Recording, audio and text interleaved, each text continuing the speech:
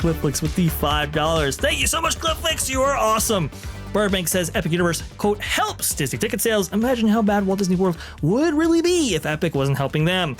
There would be absolutely zero people. That's an interesting point right there, Clifflix. What do you think about that, Jonas? Do you think the crowds could even be worse if Epic Universe wasn't there? That's a really good question. This summer is bad right now, and I've seen from several different sources how bad it is. Like somebody said that I don't know how I can reveal this without revealing my source on it, but there are bookings in July still available that should definitely be booked up. So and also Epic is keeping down the number of people in that park by most reports.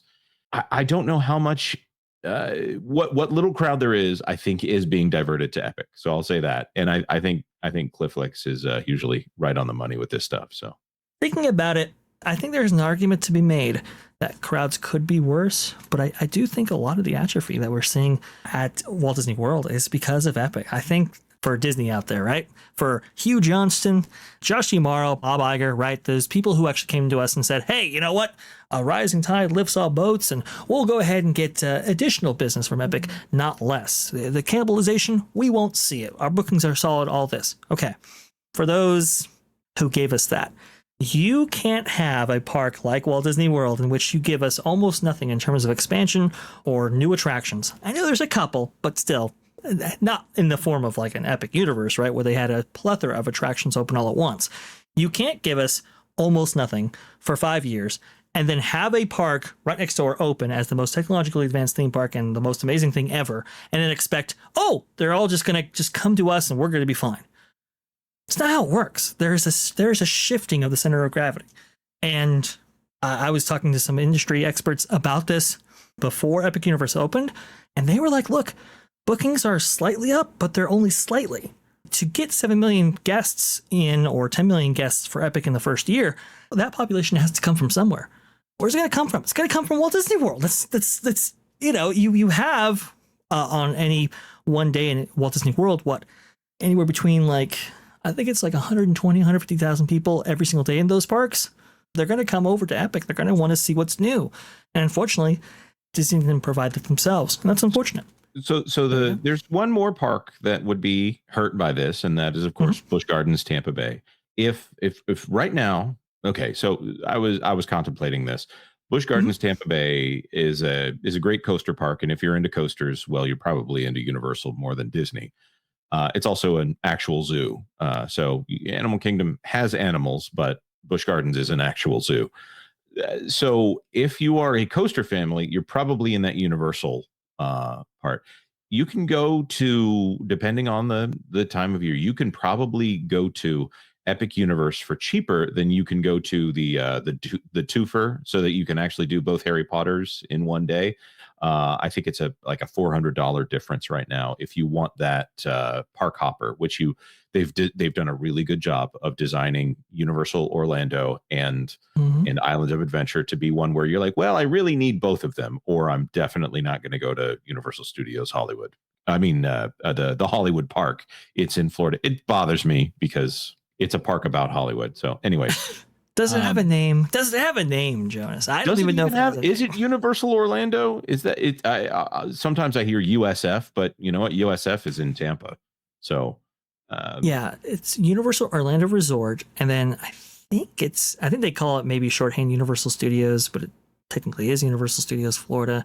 And then you have what is it? Islands of Adventure and Epic Universe. Gotta work at the branding, like you said, Jonas. Come on. So Disney, well, it's like how my dad used to think that Magic Kingdom was the entire, or Disney was Magic Kingdom. No, Disney is the whole place. Anyways, I think it will hurt Busch Gardens a little bit, unless people are getting wind of just how far Disney has gone down, and then it'll hurt Disney. So I think Universal is probably going to hurt Busch Gardens first. And then if people are getting that first exposure to that, Universal is actually kind of fun. And it's not nearly the stress if we're not having to have our faces in the app the entire time, which Universal needs to be careful about that too. I think that next year is really when it's going to hurt them more. The second trip down is really when it's going to hit Disney more than, say, a Busch Gardens or a SeaWorld or a Legoland.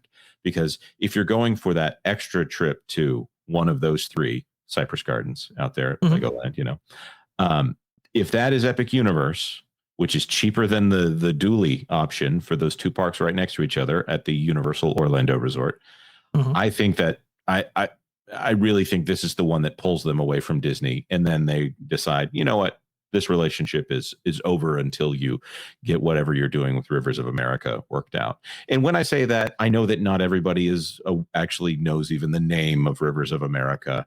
It's the fact that they're ripping out one of the prettier parts of the park. So to add to this point, before we step away from it entirely, we actually did look at wait times for Magic Kingdom. And I think maybe we included a couple of other parks in there as well. And not only Epic Universe, but also Islands of Adventure. And Islands of Adventure and Epic Universe, those wait times, they're all up.